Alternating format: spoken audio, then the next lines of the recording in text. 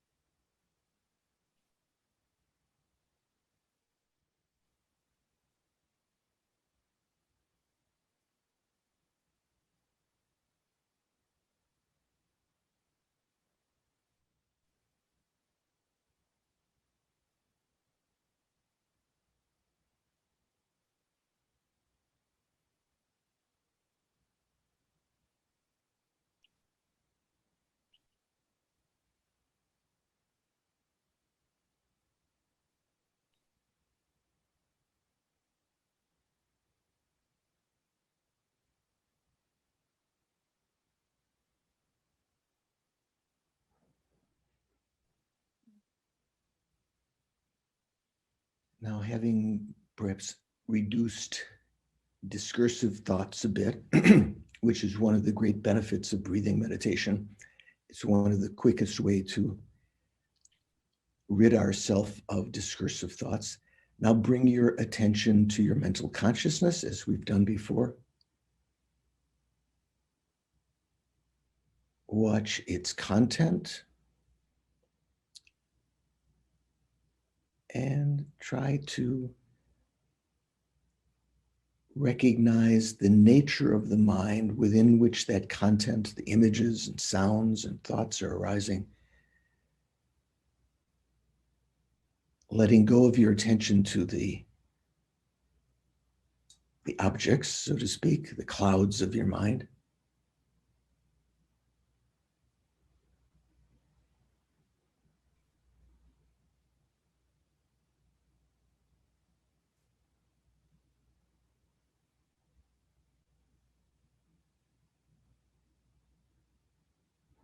Try to perceive its clear light nature, conventional clear light nature.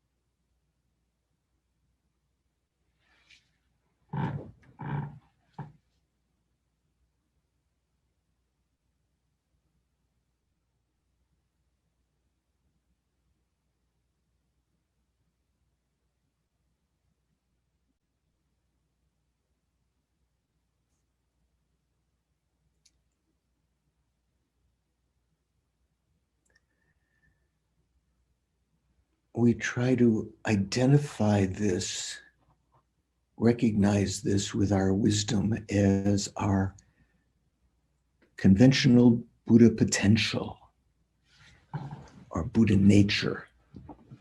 It doesn't mean that we're already Buddha, but nature in the sense of a potential within us to eliminate all of the faults and develop every positive quality up to omniscience.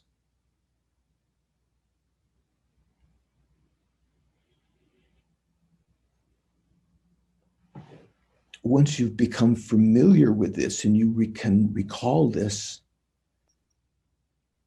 at times of stress and problems and suffering and chaos,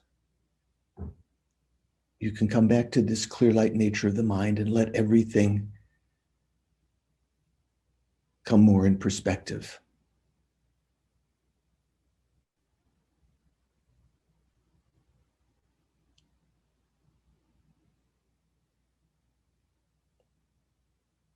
Our ability to recognize this is due to the fact that we have a life at the moment of leisure and endowment as a human being, free of adverse states of hell and spirit life and other realms where we have no freedom to practice. I think at the time of death, we might wish, oh, I wish I had another day to practice, to create some merit, to meditate on bodhicitta.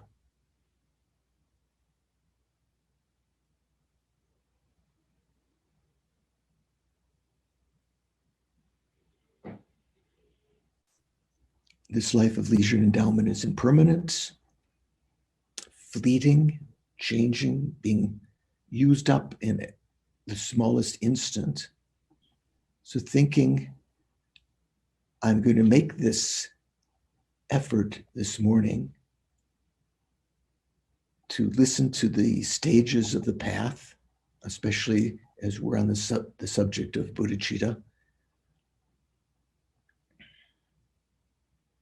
as material for practice.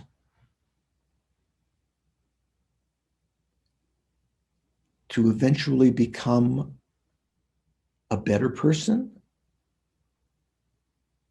a perfect being, perfect person, an enlightened being, so beyond our ordinary conception of perfection in worldly affairs, having intellectual prowess or power or beauty or wealth or whatever, having a totally altruistic, benign attitude of working for others.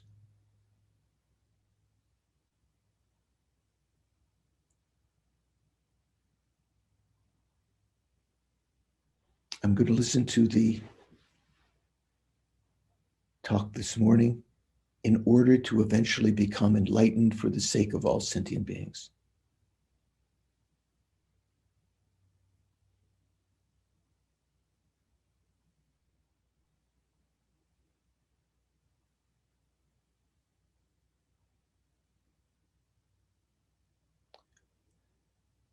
And then bring your attention back to the present.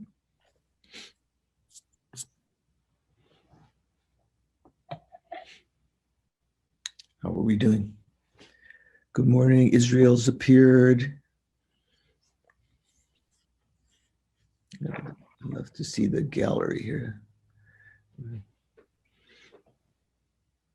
Is anyone in the northwest of the United States where the big heat dome is? No one's.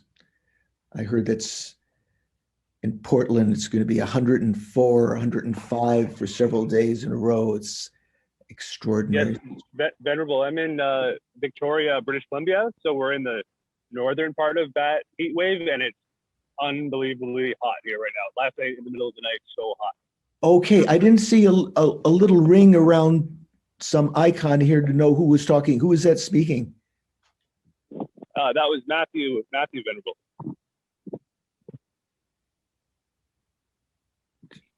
Oh, I see. Oh, yeah, right. Matthew with which just says you have a bright future in front of you. I see. Okay, yeah. Right. Yeah. So maybe that's why you're outside, to get some breeze or something. Okay. Yeah. Well, good luck. I don't know if I've mentioned before, when we do our breathing meditation at the beginning, of course, in the Theravada tradition, when they talk about mindfulness meditation, generally there's a lot of emphasis on sitting for hours and hours watching the respiration. And then in post meditation, doing walking meditation. And when you eat, being mindful, being mindful of your body and so forth. Mindfulness of the body includes walking, eating, and breathing. And then there are other kinds of what are called the four close placements of mindfulness. I don't know if I've told you this story before about a book by Hermann Hesse. Have you heard of Hermann Hesse? Hesse? Anyone? Charlene has. Shanka has.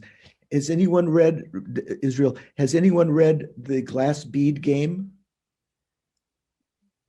Das Gleich, I think that's Hermann Hesse won the Nobel Prize in Literature for it a long time ago. Das Gleichperlenspiel in German, I think, originally. No, anyone ever read? You've read? I read all the books, but I can't recall about that one. Who is that? Charlene. Oh, okay, Charlene. So the sort of the it would be very good to read, in addition to, of course, what is it, Siddhartha and Narcissus and Goldmund, right? The story is about a gentleman, two fellows who are friends from youth. One of them is a rascal, always was as a youth, and the other one is more pious and eventually becomes a monk, a monastic. And they have interactions over their life at various times. And oh no, this is, I'm thinking of Narcissus and Goldman. No, the Glass Bead Game is about an individual who is trained to play this intellectual kind of game that's called the Glass Bead Game. And near the end of the book, when he is going to enter into the final competition, sort of like the World Series or something like this, he goes into an anteroom and meditates by watching his breathing for some time. So it's well renowned by people, even in the corporate world, to be able to do this kind of mindfulness meditation beforehand to calm the mind, so you have a nice, clear field. We're talking about generating bodhicitta, of the three principles of the path: renunciation, bodhicitta, and the wisdom of emptiness. We're in that second section, and we talked about, last time we were talking about the 7 elements of cause and effect to generate bodhicitta. So it's a little awkward to say there are 6 causes, and as a result of those 6 causes, one cause gives rise to another cause. The result of those 6 causes is the 7th element, bodhicitta itself. And we were talking about, last week, we were talking about recognizing the first element, which is recognizing all living beings as having been our mother. And there came some discussion in regard to that. Was it Israel? Were you the one who was skeptical about past lives? Right? I was not skeptical about past lives at all. Oh, I thought, But maybe I it was- am skeptical about the idea that each ant in my yard has been my mother. oh, okay, right. Okay, so that particular point. So, good, thanks for reminding me. I was, it was suggested to me by Shanka, Brother Shanka, that I remind people that it's worth taking part in some of these basic program courses like Discovering Buddhism. There's a new one that's coming up. Do you know what the name is, Shanka? The new program? Exploring Buddhism, I think it is, right? Discovering Buddhism. Yes, yeah, there's a new course that coming through the FPMT has put together that falls in between Discovering Buddhism and basic programs. It's kind of a preparation for basic program called Exploring Buddhism, yes. So it's suggested, Shanka was saying, should give a plug for these because in order to understand even the Sunday lectures sometimes, to have a better understanding of the fundamentals of Buddhism really helps a lot. So for instance, in Discovering Buddhism, the section on the mind and beginningless mind and so forth, I'm not sure if there's a particular class on recognizing all sentient beings as having been your mother, but let's address that for a minute. So the logic is, if you have some kind of doubt about that, every ant in your yard, every spider, every every living creature that has consciousness has been your mother. The logic is that if you accept the fact that we've had beginningless lives in cyclic existence, which Israel just told me he doesn't have a problem with that, in most of those lives, one has had, well, let's say most, many, an infinite of those, you have had a mother. When I couch it that way, because most of the time we're born in the hell realms, and in the hell realms, you're born miraculously and you don't have a mother, right? You're not born from a womb or an egg. So it's hard to say most of them. Maybe the most of the time in cyclic existence, we're born in the hell realms. And so we haven't had mothers. But still, with numberless, infinite rebirths in the past, we have had infinite lives where we were born from with a mother as the gift of a mother through womb or egg or whatever. So one analyzes, if you'd like to say mathematically or analytically, with numberless lives, our present mother must have been our mother sometime in the past. Would that make sense, Israel? Yes. Yeah, that would make sense. So there must have been another mother sometime. Maybe our present mother was not our mother every single time. That would be, maybe mathematically impossible because, just because of lifespans and so forth. So there has been, let's say, a mother of our previous life. By the same logic that our present mother has been our mother numberless times in the past, the mother of last life has also been our mother, with big gaps in between, perhaps, maybe a couple of times in close succession. But our previous life's mother has been our mother numberless times in the past. And you go through that, and there will be over numberless infinite lifetimes, every living being has been our mother at one time or another. And if they've been our mother one time or another over numberless infinite lifetimes, they must have been our mother numberless times also, the same as our present mother. So that's kind of the way to think about this. It's well known that this is one of the most difficult realizations to make. In the Lanrim realizations, has anyone heard this before? What are said to be the two most difficult realizations? Emptiness. No, emptiness is actually one of the most important and profound, but it's not, surprisingly, maybe good news, it's not that difficult to realize.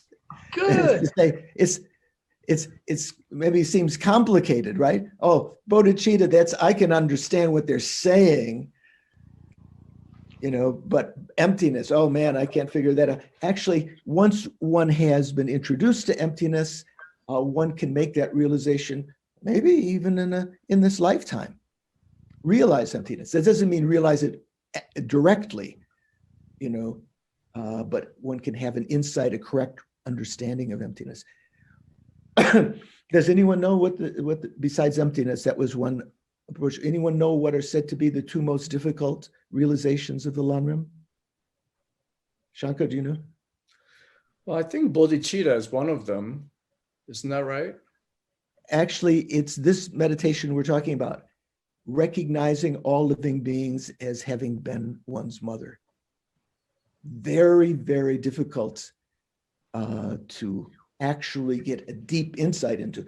Of course, we can kind of believe it now, what we would call, when we study Buddhist philosophy, which is coming up, by the way, the low-rig course about awareness and knowing, is what we call a correct belief. We can have a belief in it. We can believe in past lives. Has anyone here realized the existence of past lives? Yes. Oh, really? Yes. Israel, you're iconoclastic in this class. You've realized that. I've experienced it. Might I ask, is it too personal to mention? How have you realized that? Going deep self-induced trance and seeing like film clips of different lifetimes that aren't related to anything in this existence. Okay. So you convinced yourself that way. Absolutely. So the rational discussion about the proof of multiple lives is not of interest to me because I've experienced it. Okay. Okay, you can turn off your mic, you can turn off your speakers and if I'm talking about, it's not of interest. So we can have some kind of intimations of previous lives, but to actually recall them in detail, the same way that the bodhisattvas and even hearers can have a clairvoyance that recalls their previous lifetimes, perhaps that's a little beyond the kind of feeling that we get like this. Sometimes people have some imagination of that. So that's one of the most difficult realizations to make, that all sentient beings have been our mother. The other Lanrim meditation that's most difficult is to recognize all gurus as Buddhas and all Buddhas as gurus. The sort of the primary point of guru devotion. You can have a faith in that and you can have some kind of feeling about that, but to actually realize that is said to be very difficult. Okay, so leave that aside. We were talking about the 7 elements of cause and effect, 6 causes, one result of bodhicitta. First one is recognizing all sentient beings as having been your mother. So to think about that for some time, as a result of that, once you start to have some kind of confidence in that, whether it's just a belief or whatever, to recognize how all these living beings have been kind to us in those lifetimes. That's the second cause, recalling their kindness. So you can do that. You don't have to wait to realize the first point. You can start to recognize how your mother of this lifetime has been kind, especially individuals of a certain, certain age or whatever. when you were annoyed with your parents for, for 10 years, they didn't let you have freedom and so forth and so on. And, or you actually were abused in some cases, were abused by your parents. There are some people who say, I don't believe that. The mother hasn't been kind. There's a lot of cultures in other parts of the world where there's great reverence for the mother, right? I don't know, anyone here have, without feeling embarrassed to expose something about your past, anyone here have some feeling that mothers haven't been kind to them? Larry, has your mother been kind to you this life?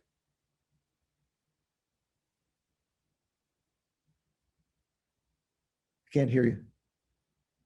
I'm muted. Has your mother been kind? Can you hear me? Yes. Oh, I guess so. My mother's passed away some time ago. Of course. Not of course. Right. But, And I guess as mothers go, she had her moments. okay, so what we have to kind, yeah, by and large, she was kind.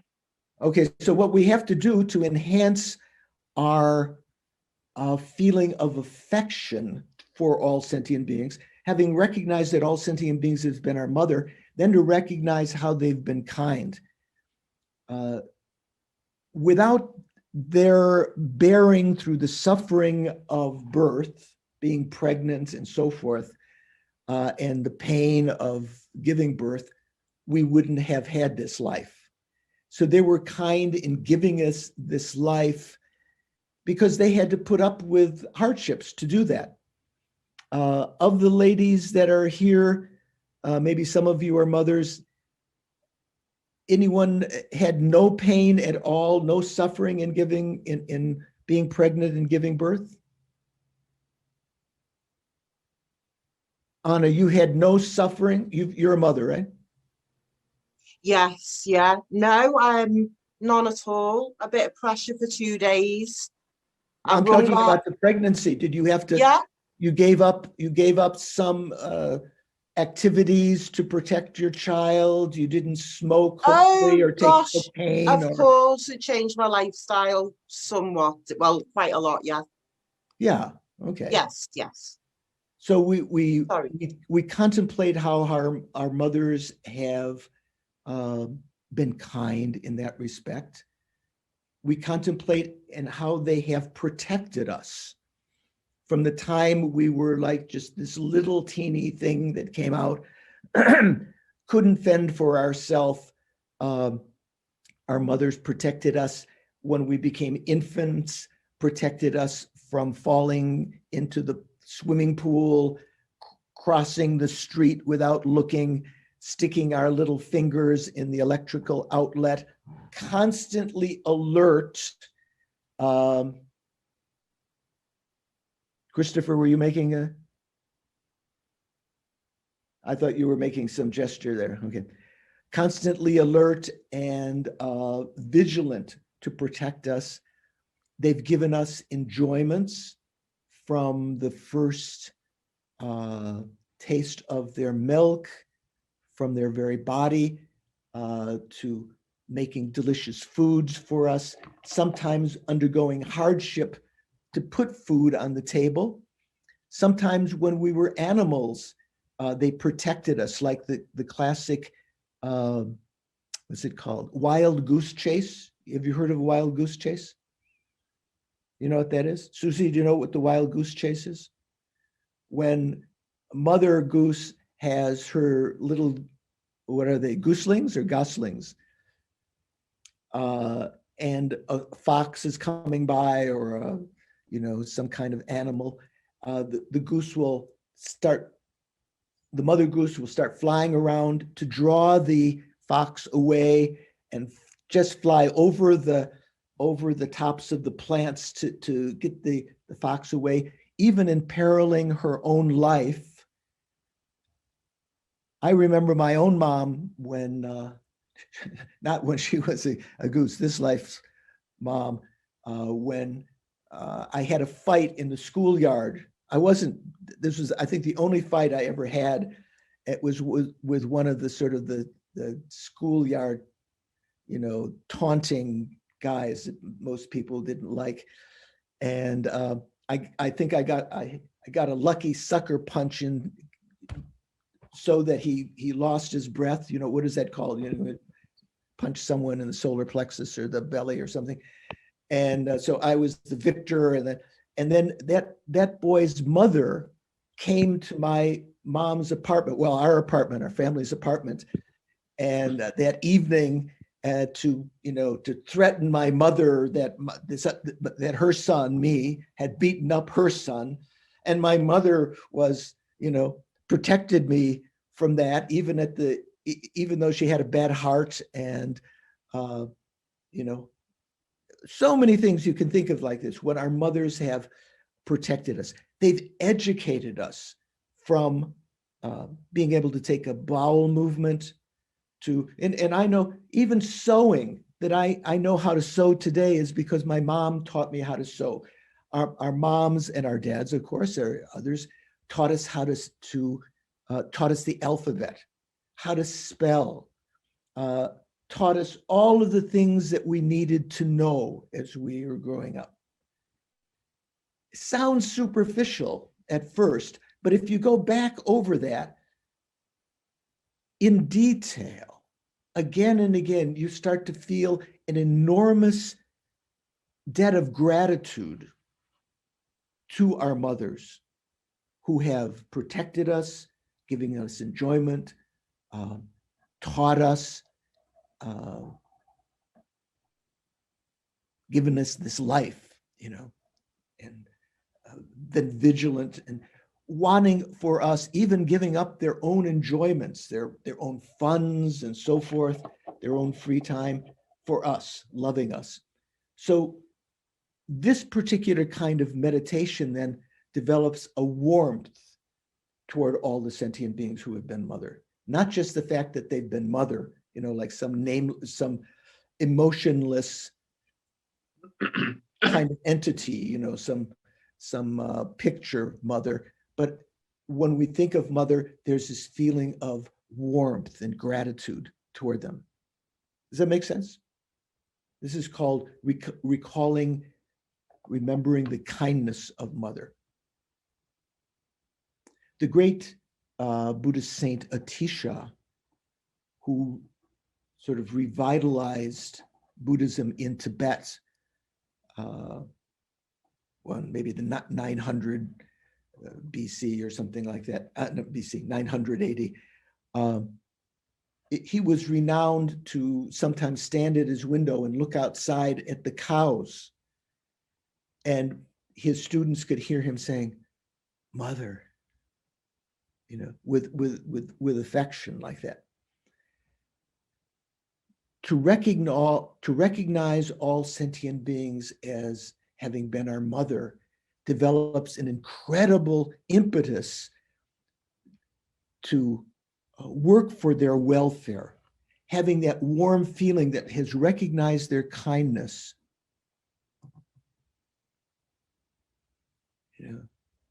Just in our friends this lifetime, among friends and family, those who have been kind to us, oftentimes we feel more affection for. Is that right? Would you say? Are you affectionate do you feel affection, sort of a warm feeling? Of course, sometimes maybe someone who is physically attractive, like a partner,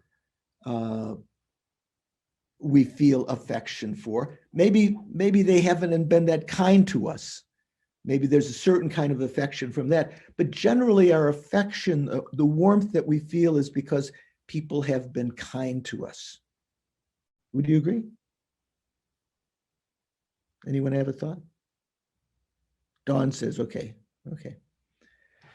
So in trying to develop the causes for bodhicitta, in this method, which is particularly suited for people who are more what are called followers of faith. who can believe, at the beginning that our mothers, every sentient being has been our mother numberless times. Even all the ants in Israel's yard have not only been his mother, but have been my mother numberless times. And even Israel has been my mother numberless times. And kind. The third element of that is developing what's called, in Tibetan we say Yongwe Jampa.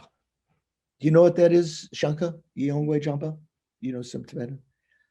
Yongwa means attractive or heartwarming. Jampa means love. Like the Tibetan name Jampa is also the name of Maitreya, the loving one. Maitreya, right? The future Buddha.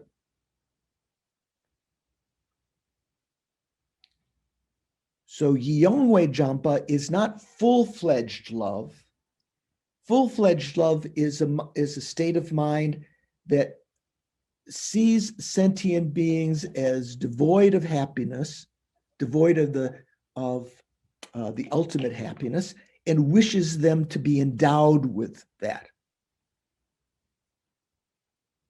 Do you know the difference between love and compassion? Matthew, do you know the difference? What's the difference between love and compassion? One is you want other people to be happy, and the other is you don't want them to suffer. Right. So generally, those two states of mind may both be present when we view other people. We see a little child in the airport and they're crying, and at that point we want them we want them to be happy, and also we want them to be free of their suffering. So generally the two states of mind are related, but they can be still isolated. As you say, compassion is the wish that others be devoid of suffering, and love is a mind that wishes them to be endowed with happiness. So here, first of all, we're talking about a precursor to the actual love, which is this sense of affection for them, having remembered that, recalled that they've been our mother numberless times and have been kind. Lama Zopa Rinpoche likes to add the word, have been depthlessly kind. There's no limit to their kindness over numberless lifetimes. They've given their lives for us. They've sold their bodies as slaves or as prostitutes or whatever, labor in order to gain money for our food and for our well-being and so forth. Depthlessly kind. So recognizing the mother, remembering their kindness, and as in a logical extension from that, developing this affection for them, heartwarming love. That is, just seeing sentient beings, once one is trained in this way, one feels a natural affection for them. In the same way that we might feel for our grandma this lifetime, or someone, our uncle, or someone who's been extremely kind to us. Those are the first three causes. Then the fourth cause is, what is the fourth cause? Does anyone know? Claire, are you there?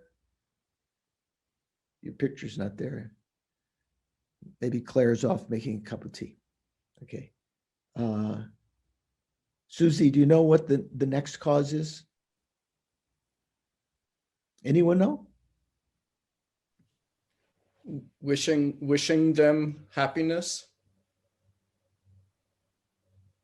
No, that's more that would be kind of love. I'm surprised. So this is the first time that you've heard about these 7 causes and effects?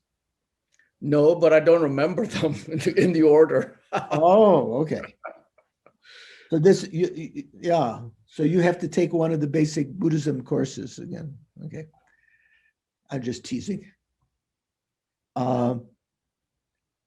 So generally, we talk about recalling sentient beings that have been our mother, remembering their kindness, developing, intensifying that sense of kindness by seeing them as attractive, as affectionate, heartwarming when we see them. Then the result of that is the development of the ability to have compassion. Now putting your mind, just as Matthew was pointing, not just in wishing them to be happy, but in wanting them to be free of suffering. Great compassion. Great compassion is recognized in Buddhism as probably the most important of these elements. I said the first one is most difficult to realize, that all sentient beings have been your mother, but maybe the most important in developing bodhicitta is developing compassion for sentient beings, recognizing how they are devoid of any real happiness. They have some kind of, they've had maybe some success, they've been cheerleader, or they won this award, or they made money, they have a family. But all of these, the happiness that sentient beings experience is, from a Buddhist perspective, kind of subpar. It's not real happiness. It's only exchanging one suffering for another. And indeed, they are oftentimes oppressed by great suffering. I just got a text a minute ago from a fellow who came yesterday to mow my lawn and do some yard work. And I didn't have cash to pay him, so I gave him a check. And up till now, he hasn't been able to cash the check because he's on this borderline that so many people are in our society. He has something called card.com. I don't know if any of you have heard that. It's sort of like a credit card. If you don't have a bank account, you can have your check from your work deposited to your credit card so you can buy gas and pay bills and something with a credit card. But so many people in the world are experiencing so many hardships, let alone beyond this life, if we were to be born in hell or as an animal or in the spirit realm. If you look at the suffering of sentient beings, even the most wealthy who end up in financial difficulties or prison or marital problems and so forth, and addiction to drugs and so forth. When you start to imagine the suffering that sentient beings are experiencing, even when they are, quote, happy, like the example I mentioned in one of the previous courses about, what was it, Schlitz beer? Do you remember the advertisement for Schlitz beer? Jamie, do you remember me mentioning that? James? I remember, but I can't remember. I remember you saying it, but I can't remember what it actually was. Oh, that's Jamie. I see. So I was looking at James. I see there's a Jamie and there's James. So some wealthy guy, old, like me, old, on his yacht with these beautiful bikinied girls on the yacht, supposedly on the most that you can expect from life, wealth and power and so forth. And he's drinking a bottle or a glass of Schlitz beer and saying, you only live life once, so you have to grab as much gusto as you can. So that's the motto of the beer, right? So people thinking all of these things are real pleasure. They're fleeting. They have to be left behind. Even the memories of them don't bring solace later. And they're never real happiness. They're just exchanging one suffering for another.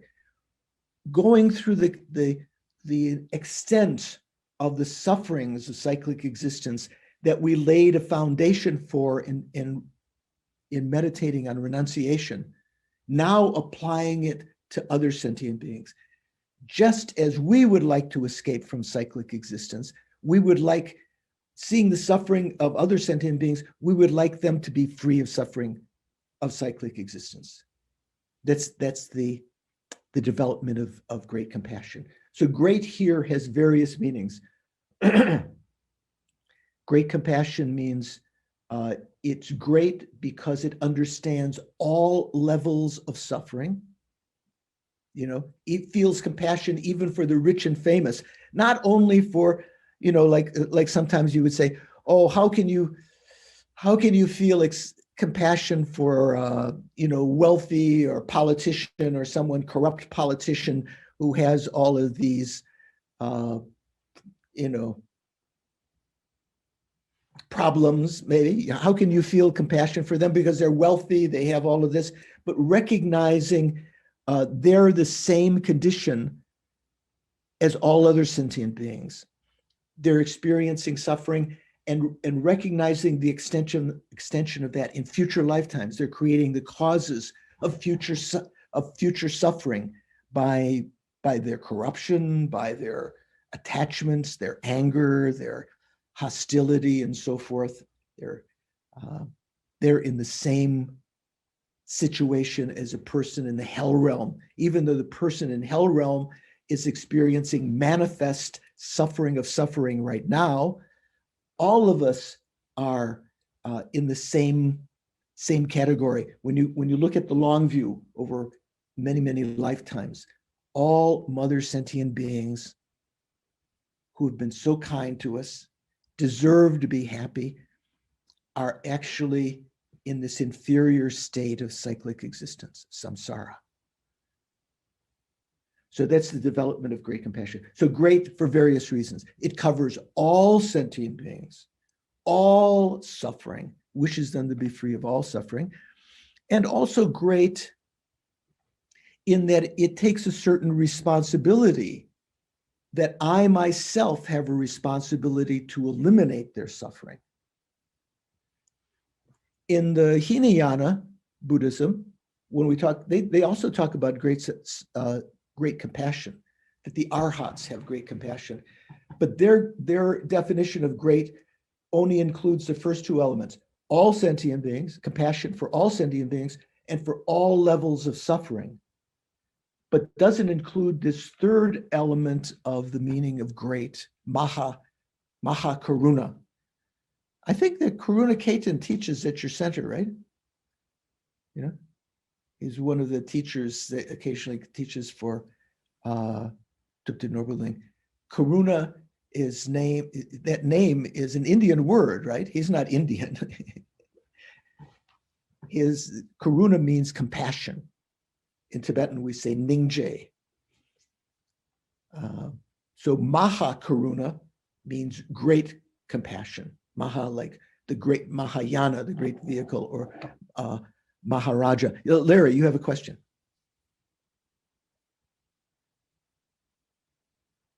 Can't hear you yet. You're muted. Can't hear you yet. All right, can you? There you How go. about now? Yeah, now we can hear. Now?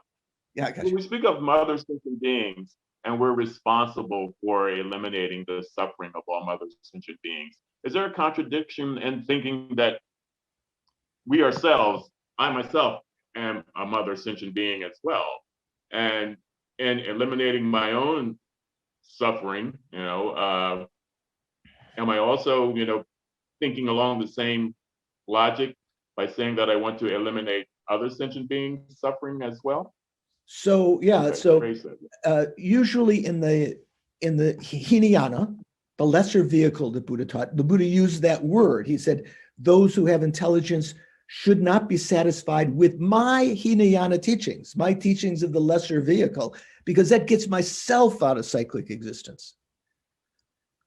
But they should also, those who are intelligent should practice my Mahayana, my great vehicle, where you're not concerned with just yourself getting out of cyclic existence, but you've recognized all sentient beings have been your mother, they've been kind, and they are endeared to us, and feeling compassion for them, wishing to get out of cyclic existence all of us together, like the song I mentioned so many times, we got to get out of this place. What was that in the 70s or the 60s or the 80s or something like that, right?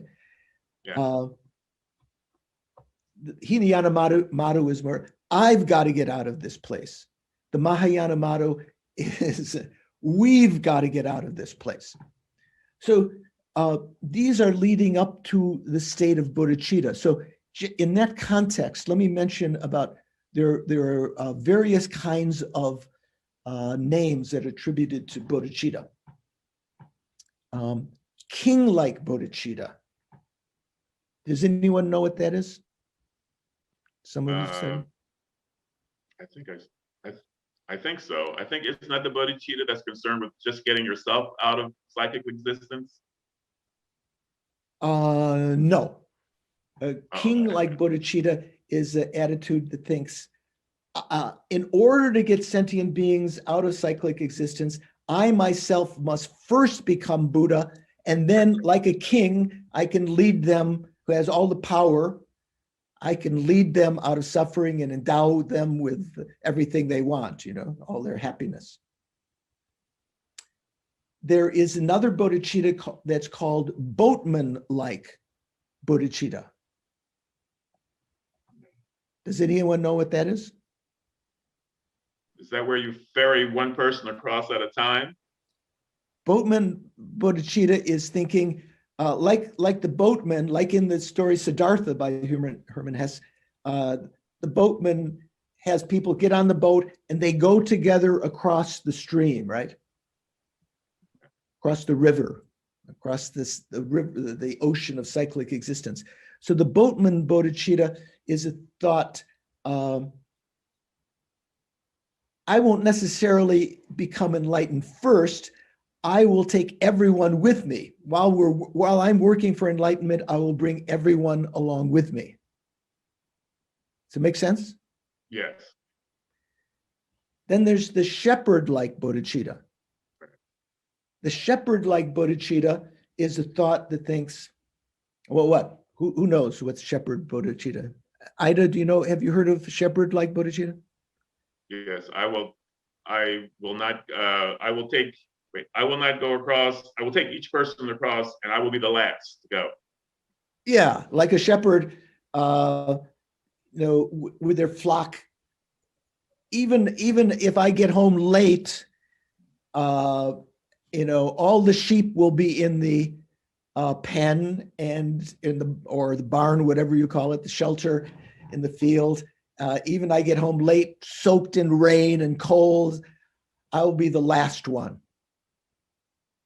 I'll lead everyone there first. Does that make sense also? Yeah. So which of those do you think is most noble? The shepherd, I would think.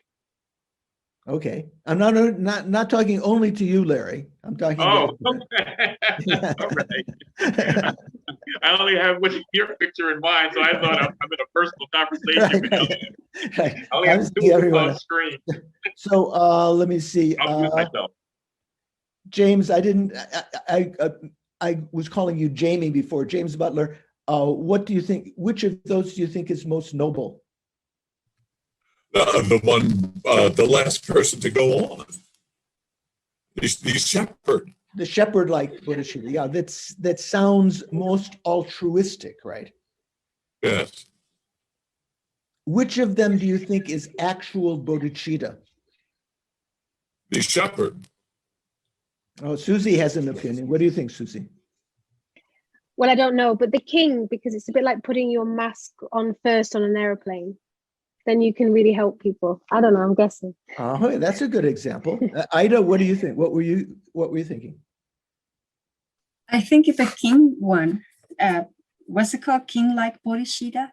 Right. Because to help others, you first have to become enlightened yourself. How can you help others if you can't help yourself? You can certainly help others now. You can become a doctor, a nurse, a teacher, even a sanitary engineer, which we now call the garbage man. You're helping people, right? You can mow their lawns like the fellow who helped me yesterday. But to really help them, to lead them out of cyclic existence into enlightenment, all sentient beings, you have to become Buddha. So the actual thought of bodhicitta is this thought, I myself must become Buddha in order to lead all sentient beings out of cyclic existence, into enlightenment. So recognizing all sentient beings has been our mother, recalling their kindness, developing that into heartwarming love or affection, developing great compassion. So out of that great compassion, thinking, I myself, once you start to contemplate, am I leaving something out here? Recognizing all sentient beings has been our mother, recalling their kindness. I've left out repaying, heartwarming love, repaying their kindness. One step I left out, right? Shankar, you didn't catch me. Repaying their kindness is sort of a step before developing great compassion, thinking, I'm indebted to sentient beings, just like I'm indebted to my mother and father and family of this lifetime. It's not as though I can feel with a completely clear conscience just to go off and do my own thing while they're suffering. As a result of that, developing great compassion. Right? Then thinking, I would like to get everyone out of suffering. How can I do that? I myself am not capable at this point of leading everyone out of cyclic existence. Like the example that Susie gave. Also, I myself, if I were to try to help others right now, I might fall into catching COVID because I didn't put my mask on first, and then I won't be able to help anyone else. Or I putting the what do you call it, the oxygen mask on first before you help your children. That's what they say on the airplanes, right? Because if you fall unconscious, you're not going to be able to help others. So recognizing sentient beings as a mother, remembering their kindness, then in either order, developing affection for them, developing the responsibility to repay their kindness, then developing great compassion, fifth. Sixth one is what's called the exceptional thought. In Tibetan, we say laksam. Exceptional thought is what the Dalai Lama, sometimes the translators have translated as universal responsibility. I myself, I have great compassion. I think, maybe even with great compassion, wanting myself to eliminate their suffering. But the exceptional thought is, I myself must eliminate their suffering. It's kind of like a universal responsibility for all sentient beings. That is the immediate cause of bodhicitta. Because at that point, one thinks, can I lead them out of suffering and cyclic existence? No. Maybe I can lead some. If I give proper teachings, I can teach people how to develop renunciation, practice the 3 higher trainings of morality, concentration, and wisdom. I can teach them about emptiness.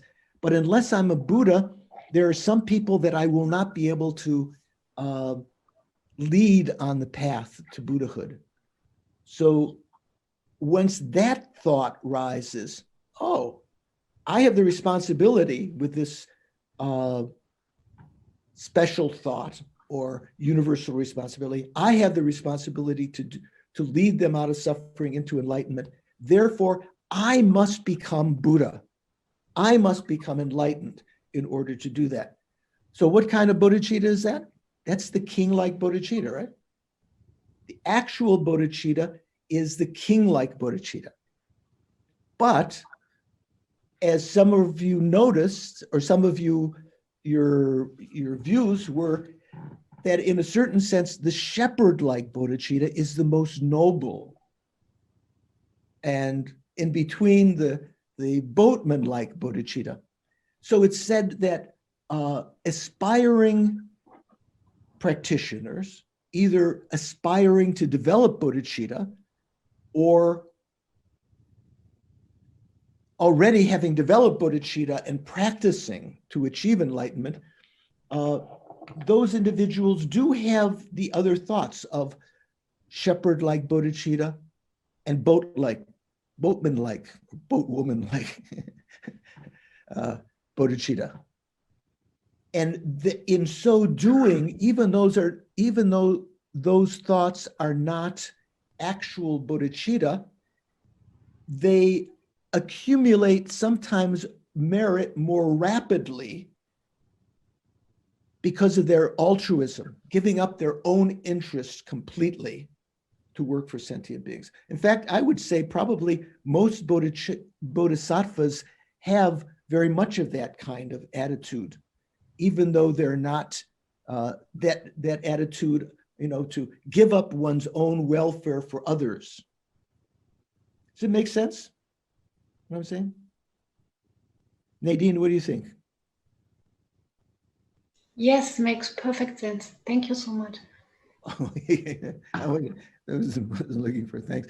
Claire, are you there at all? Maybe Claire can't speak. Maybe she's cooking lunch for the kids and she's just listening. Rowena, are you there? Oh no, Claire's is I'm here. deleted. I'm here. So what do you think, Claire? Of these, say the shepherd-like bodhicitta, boatman-like bodhicitta, or captain bodhicitta, what you want to say, or king-like bodhicitta. What's your opinion of those? Does it make sense to you that these categories are mentioned? All of these are just saying that it's not the Hinayana, it's the Mahayana. Okay, it's they're bringing all others. definitely Mahayana because they're working to get sentient beings to enlightenment, right? Well, yeah, it's extending beyond yourself. Right, right. So does it make sense that the boatman-like bodhicitta might be an attitude that a bodhisattva would try to develop, putting themselves last, lowest of all, and getting everyone else first. But of course, to do that, that means you haven't reached. If you're the shepherd, you haven't reached the goal yet of enlightenment when you're driving or leading other sentient beings there. So that's not actual bodhicitta. So at a certain point, even a practitioner who's developed this very noble thought of being like the shepherd or the boatman, they would eventually develop, as they progress, the actual king-like thought. I myself must become enlightened. Otherwise, I can't lead, say, 10th level bodhisattvas. I can't lead anyone to enlightenment who's lower than me, unless I've become, Well, they both, or who's higher than me, who's, because sorry, go on. Because the lower, it's still based on compassion. You're still using the vehicle of compassion to get there. So they both make sense in different ways. Right. So the point is, say, for instance, as someone who's practicing shepherd-like bodhicitta, I might be on some level to enlightenment. Let's say when we talk about the 10 bhumis, the 10 levels, once one has realized emptiness and has bodhicitta, they're called 10 bhumis of the bodhisattva. Say I'm on the 4th bhumi, and there's someone who I'd like to lead to enlightenment who's on the 6th bhumi or the 8th bhumi or the 10th bhumi, higher than me. how can I lead them to enlightenment? Because I don't know the methods they need. I haven't actualized the methods they need to escape from cyclic existence. I don't have omniscience yet. So in order to benefit all sentient beings, I myself have to achieve that highest goal.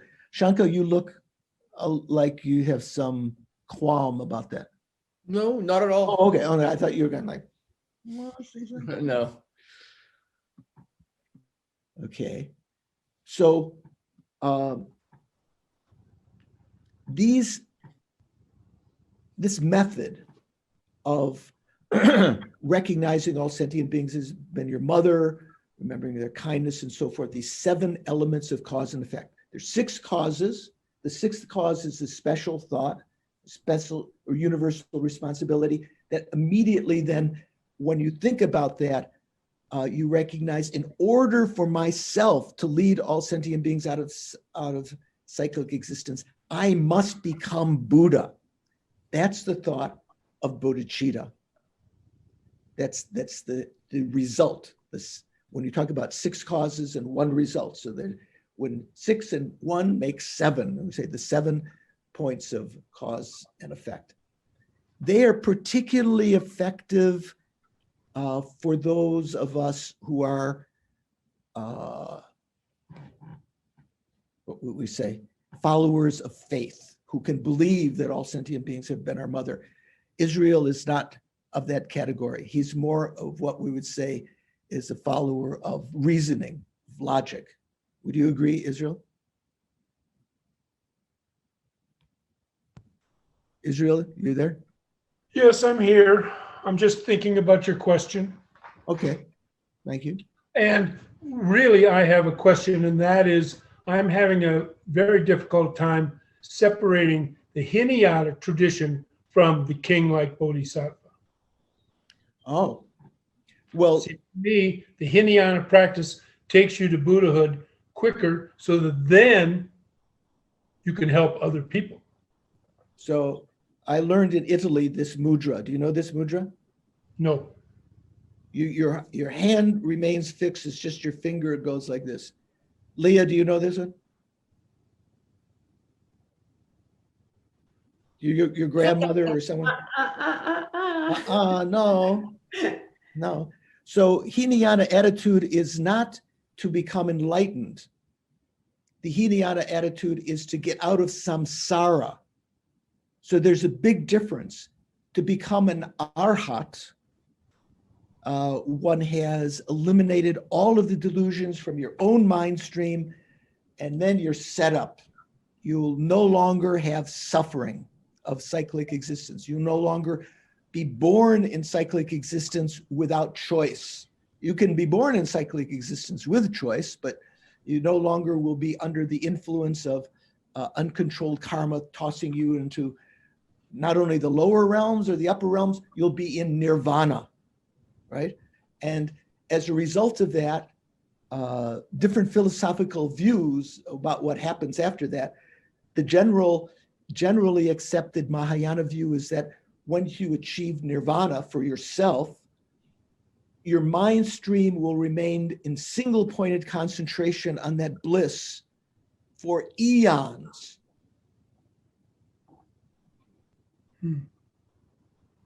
During that time, you're of no use to sentient beings. Only maybe as an inspiration. Oh, Israel became an arhat in 2023. I'll give you 2 years to make arhat, Israel. But then, then Israel's mind stream is in single-pointed concentration on emptiness for eons. It does not have the ability to teach, give Zoom courses, inspire people with his clairvoyance, appear as Nirmanakaya or Sambhogakaya giving teachings, nothing. It's just like you're inebriated with bliss. The example I gave before, once Lama Yeshe talking about bodhicitta, say for instance, you're at the pool party I don't know what you call it, maybe the cocktail party, there's a swimming pool, and, you know, liquor and other kinds of inebriants are being distributed, and someone, you know, you're a little bit already experiencing this happiness, and someone gives you a telephone and says, it's for you. And you say, who's this? And it's your mother. My house, my apartment's on fire. My house is on fire. Please come and help me. And you're sort of thinking about this. You look at the telephone, you're looking at the beautiful people and the pleasure around you, and you say, later. And you put the phone down. That's kind of the Hinayana. Yeah, that's not right, Israel? So that's a little bit like the Hinayana attitude, because they are still gripped by what's called self-cherishing attitude. Self-cherishing attitude is not the same as self-grasping. Self-grasping is an ignorance that views the appearance of a self, my own self-identity, as real, goes along with that, even though one can recognize that if one has recognized selflessness or emptiness, one can recognize that we are empty of that existence, the way that it appears of being a findable, inherently existent person. That's called self-grasping. As a result of that self-grasping, we leave an imprint in our mind to cherish ourself more than others, and cherish those that are close to us, like our family, or even like nationalism, my nation, patriot, or something. Everyone else is bad, but I and mine are good. That self-cherishing is what impels the person who understands it's possible to escape from cyclic existence to work for that, to get out, leave all the rabble behind, so to speak. They can still have great compassion in the Hinayana path, great without the sense of responsibility. So great that it covers all sentient beings, great in that you feel compassion for all levels of suffering. You wish that they didn't have it, but getting out for oneself, not doing the work that the Bodhisattva path requires, maybe over a much longer period of time, to eliminate all the stains from one's mind, to go beyond the state of an arhat, to achieve the state of omniscience or Buddhahood. Okay. That doesn't make sense to me, because if you have compassion, it's clear. Okay. If you have okay. compassion, for some reason in the past, there would be a little light circle or a little square of light around the person who's speaking. Now it's maybe because it's not gallery view, so I can't tell who's speaking. So sorry to interrupt, Claire. Say again.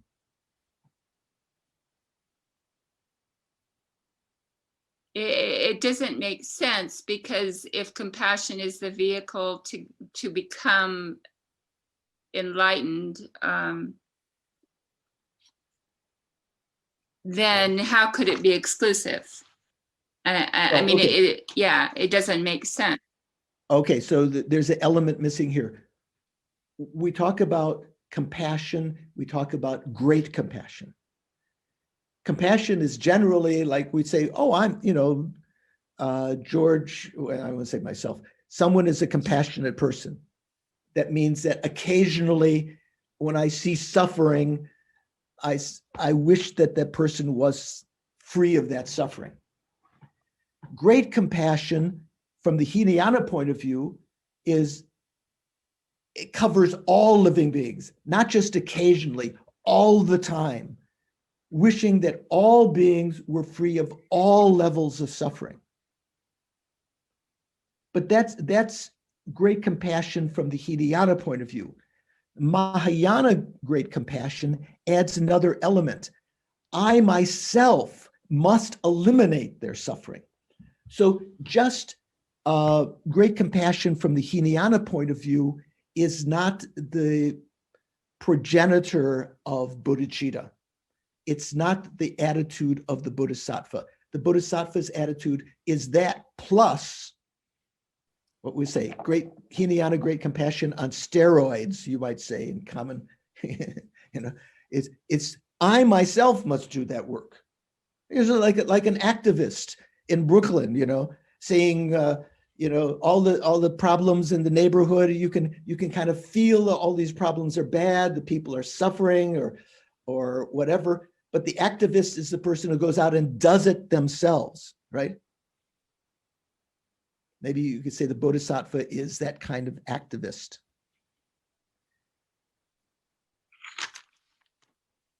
Does it make sense, Claire, in that respect? Do you still see a contradiction?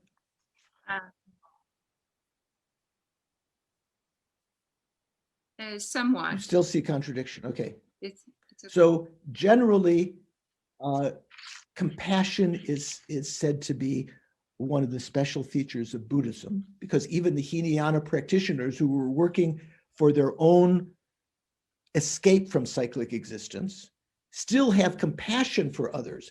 While they're alive, they give teachings, they do things to alleviate the suffering of others, but they don't have the mindset that would put off their own entry into nirvana. If there's a chance for them to get out of this place, all of this suffering themselves, their self-cherishing attitude is more prominent than their compassion, their great compassion. And so given the choice, they will achieve nirvana. In fact, during the course of the Buddhist teachings that we have records of, in the Pali Canon, in Hinayana Buddhism, Theravada, mainly that was the goal that everyone was working for, all the hearers and solitary realizers. They were working to become arhats, to escape from cyclic existence. Because the alternative is to follow the Bodhisattva path, which requires perhaps eons of time in cyclic existence, putting up with all sorts of suffering, working for the benefit of sentient beings. Okay, well, what makes sense is to be enlightened for all sentient beings. I mean, that's what makes sense, because then you have the vehicle who can really help. To put it off is like disabling yourself. Exactly. Exactly my point. So it's important to recognize, if you were to achieve this state of nirvana, in that state, your mind is blissfully remaining, it's like at that cocktail party, inebriated, stoned, or whatever you want to say, and incapable of helping your mother in her burning building. And all mother sentient beings in the fires of cyclic existence. If you were to achieve omniscience, Buddhahood, enlightenment, they're essentially talking about the same thing. Enlightenment means bodhi, achieving omniscience. You have an omniscient mind. Your mind is present and aware of the suffering of sentient beings. It's not single-pointedly only experiencing pleasure oneself and not manifesting for others. One naturally emanates beings, what we could say, the emanation body of the Buddha, the Nirmanakaya, to turn the wheel of Dharma. One emanates as bodhisattvas and other beings in cyclic existence to give teachings to sentient beings, sometimes not explicitly. Maybe your neighbor who is maybe irritating is actually an emanation of the Buddha teaching you patience, knowing with their omniscient mind that you are ready for that lesson, and leaving an imprint in your mind to practice virtue. So the omniscient mind ability to help sentient beings is limitless. It knows all of the methods that are necessary to lead us, not just, in the short term, because most of us are not able to achieve enlightenment today or tomorrow or this life. It may take many, many lifetimes. So the mind that sees the totality of the situation knows the mind streams of every sentient being, knows where they've been, where they are, where they're capable of going, and leading them out of cyclic existence. That's a much different situation than being an arhat, where you're just your mind, you no longer necessarily have a gross physical body like this, although it can be that sometimes the arhats, even their bodies are still preserved for many, many, many long periods of time. But say their mind streams are single-pointedly concentrated on the bliss of nirvana, and they have no ability to emanate or to teach at that from that in that situation, So there's a much greater difference between, incredible difference between the ability of a Hinayana Arhat and a Buddha. Okay, what do you think? Make sense? So I'll just mention, because we're getting near the end of our class, so that method is particularly suitable for those who are followers of faith, who can believe that all sentient beings, even the ants in Israel's yard, have been his mother numberless times. There is another, there are many methods probably that the Buddha has taught in other world systems, but the two main methods to develop bodhicitta are this one, the 7 elements of cause and effect, and another one called equalizing and exchanging self in others.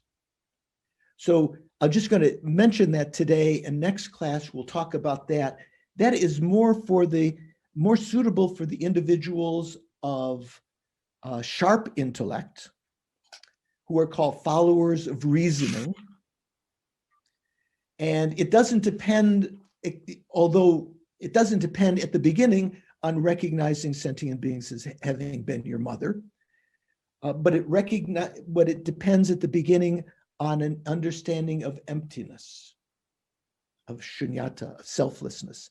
With that kind of sharp intellect, wisdom, one is able to recognize that I, George, or I, Israel, or I, Dawn, or I, Rowena, does not inherently exist, and therefore there's no reason I can't identify myself with the entirety of sentient beings. Right now, say for instance, if I get a sliver in my right toe, sorry, be gross here, my right toe, there's, it's not as though my left hand will say, oh no, that's not my problem, I'm not going to take that sliver out.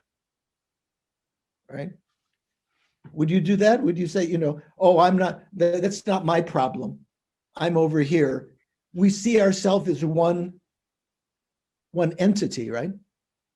Recognizing that imputing Israel or Shanka or Anna or, Dawn on just this particular body is just a choice. I could identify myself with all sentient beings. So that's the enterprise of equalizing and exchanging self with others. Overcoming first of all, your cherishing of your own happiness as opposed to cherishing others. and then eventually identifying with the totality of others. It's not as though you ignore yourself completely, because you are amongst all sentient beings. You're working for the benefit of all sentient beings.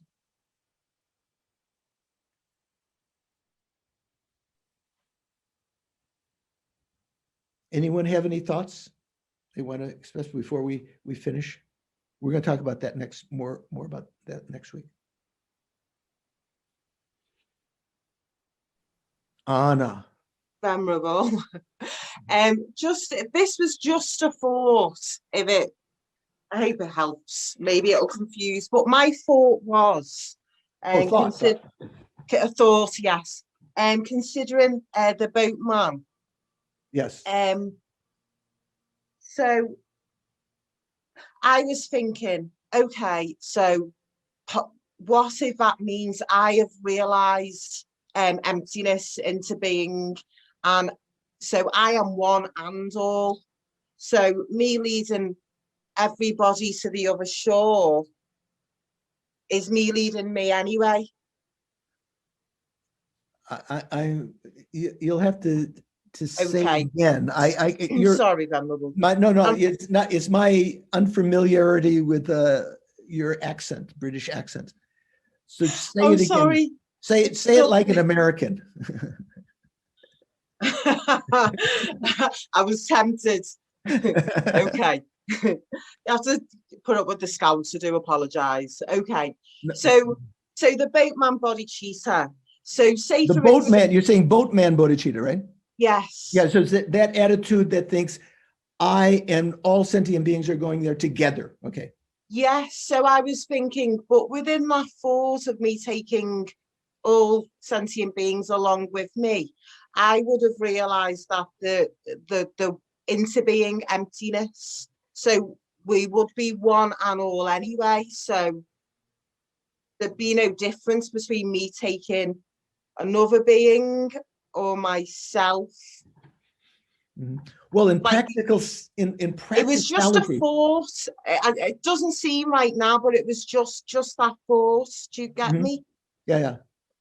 So it's said that bodhisattvas do some practices which are, they sometimes engender attitudes that are,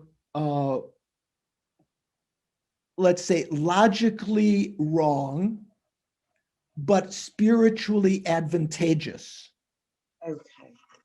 So, for instance, the actual bodhicitta is the thought that I myself must become enlightened, because it's only from that position that you can really affect the enlightenment of all sentient beings, even help beings on the bridge, just on the brink of becoming Buddha themselves, having some small obstacles, leading everyone, knowing every single method. If you're just like the shepherd or the boatman, you haven't reached the other shore. You don't know all the methods. And so you can't teach even lower beings than yourself. You can't teach them the most efficacious, perfect, swiftest way to escape from cyclic existence. You may be able to give them up to your level, or maybe even leave imprints in their minds for themselves, their own practice to achieve enlightenment, but it may not be the quickest method for them to achieve enlightenment.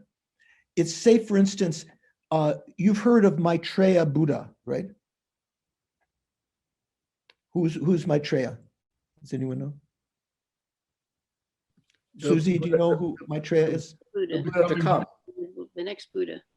Next Buddha. Buddha of compassion. Susie, who's Maitreya? I've heard, but I can't remember. So it's said that sometime in the very distant future, eons from now, there will become another universal teacher like Shakyamuni, who is called Maitreya. Maitreya presently is already enlightened, but he will, like Shakyamuni Buddha, he will take rebirth on the earth in a mother's womb to the highest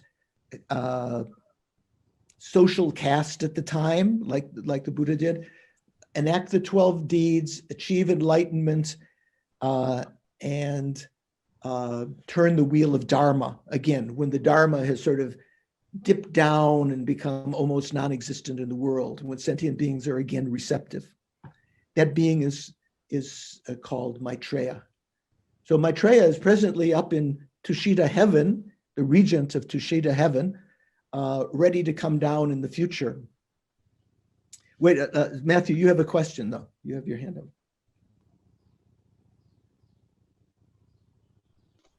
Why does Maitreya not come now? Well, because it's said that the effectiveness of the teachings of the Buddha is when there is one what's called universal teacher who has turned the wheels of Dharma. That means taught the Four Noble Truths and other kinds of teachings. That means, setting out that cyclic existence is suffering, how to escape from that, and so forth. Even though there may be other Buddhas in the world, they don't take the aspect of being universal teachers at that time. So Maitreya may actually be emanating. You yourself may be an emanation of Maitreya. Shanka may be an emanation of Maitreya. I don't know. You may all be enlightened beings giving me the chance to talk about Dharma and create some merit. And you're all rooting for me. I'm the last sentient. I don't know. I'm maybe the last sentient being. Because when you become a Buddha, you're no longer called a sentient being. You still have mind, but you don't have a mind with any faults. So the only individuals who are not sentient beings are Buddhas. So for that reason, right now, maybe the Dalai Lama is an enlightened being. Many of us believe that, but he doesn't take the aspect of being like Shakyamuni Buddha, having achieved enlightenment manifestly with a glorious body, turning the wheel of Dharma. He pays reverence to Shakyamuni Buddha.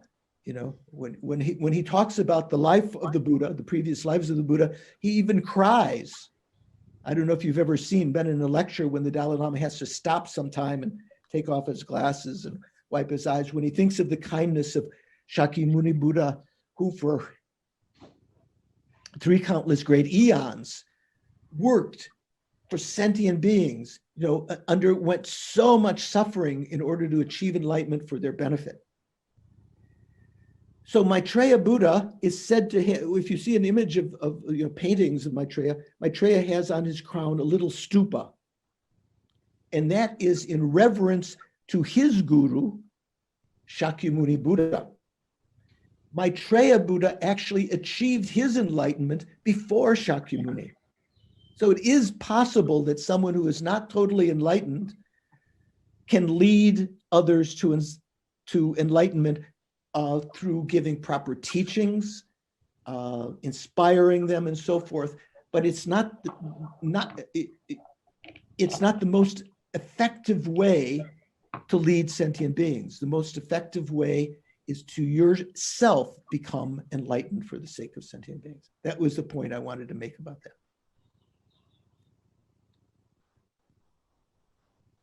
Oh, Anna has last question. Okay. Hello, Venerable. It was just to follow on from that question. I think what I did was I negated phenomena. That phenomena was existing, so I turned everybody into enlightened beings. Do you know what I mean? Because it's like, even if I become enlightened, phenomena still exists. And it still matters what is happening within that, that energy field or realm. Yeah. Okay. So Israel is we're going to say the last question, because I don't want to go over so that people that had appointments for lunch or something are going to miss. Israel, what's your thoughts? I'm curious whether or not they often reference the Buddha's 84,000 teachings. I'm wondering if the Theravadins have the Pali record of those 84,000. Are those 84,000 teachings translated into English anywhere? Well, there's a website called 84,000, which I think one of the, was it Shankar, one of the Kargu, can't remember that. Anyway, Yeah. so it's said that the Buddha gave 84,000 teachings to as antidotes to the 84,000 afflictions, 84,000 delusions. So they are not enumerated in any one place. And there are many teachings that the Buddha gave that are not written in the Pali Canon or in the Mahayana Sutras. That is just is said to be the number of teachings that he gave. Okay, there are not, you can't find, even though there's a website called 84,000 that tries to translate all of the Buddha's teachings. In those teachings, you can't enumerate 84,000 particular teachings that he gave, but that is said to be the fact. So I want to thank you for spending this Sunday morning creating some virtuous karma. And so we'll do formal dedication with the prayers today. Shankar, you want to put up the dedication Sure. prayers and the Yes. the prayers of long life and so Hang forth. on, I gotta get to the right one. There you go. Oh, wrong one. Okay. Nope, still wrong one. Dedication.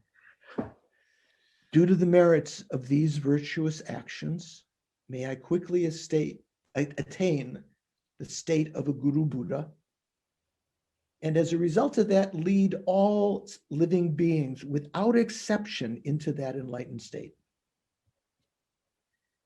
In particular, may the supreme precious bodhicitta that has not arisen arise and grow, and may that which has arisen not diminish, but increase even more and more, higher and higher.